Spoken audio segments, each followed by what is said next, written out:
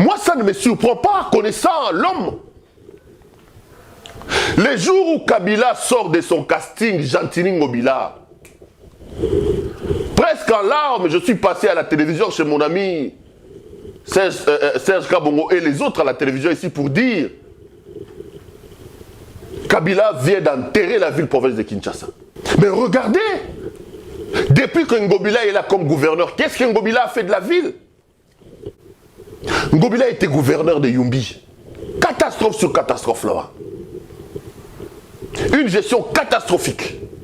Un gouverneur qui était tout le temps à Kinshasa, abandonné à Yumbi, tantôt il est en Europe, tantôt il est ceci. Et vous connaissez la situation des massacres de Yumbi. Entre les Batende et les Banounous. La question n'a pas encore été élucidée. Mais beaucoup d'ONG de défense des droits de l'homme ont demandé à la justice de tirer au clair la responsabilité du gouverneur Gentini Ngobila. Beaucoup d'ONG de défense des droits de l'homme appellent la justice à aller fouiller la responsabilité. Ce que le gouverneur Gentini Ngobila a fait pendant la gestion de ces massacres. On parle de plus de 500 personnes qui ont été tuées. Il va lancer fanfare et tambour battant ici, et tambour battant, il va lancer une opération qu'il appelle l'opération Kinbopeto. Monsieur Gentini Ngobila, vous en êtes où avec l'opération Kinbopeto? Vous allez me dire qu'on parle Corona, on ne veut pas en parler. Mais depuis qu'il a lancé ça, 2, 3, Tono Nanzela, rien, quel est le bilan de cette opération? Quel est le budget de l'opération? Quelles sont les opérations à mener à court, à long et à petit terme? Il n'y a rien avec Gentini Ngobila. Rien et rien. Et c'est comme ça qu'il amène également cette manière catastrophique de gérer au niveau de la gestion de la maladie à coronavirus. Quand vous prenez le début de cette maladie, vous avez un ministre de la Santé qui tâtonne au niveau de la communication, on ne sait pas ce qu'il fait exactement.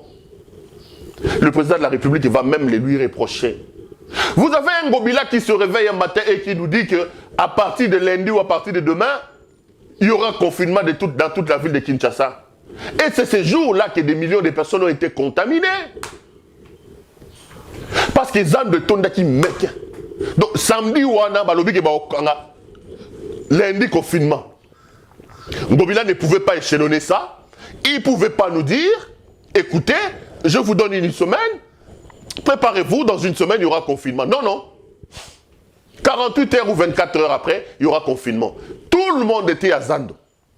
Sans masque, sans protection, sans geste barrière, sans moutounio sur toi, à ce moment, ça comme Yamadesu, à ce moment, ça comme Yaloso. Et c'est ce jour-là, si Corona existe, c'est ce jour-là que Ngobila a contaminé la ville de Kinshasa. C'était une décision suicidaire. Non réfléchie. Le timing n'était pas correctement réfléchi. La pagaille et la catastrophe.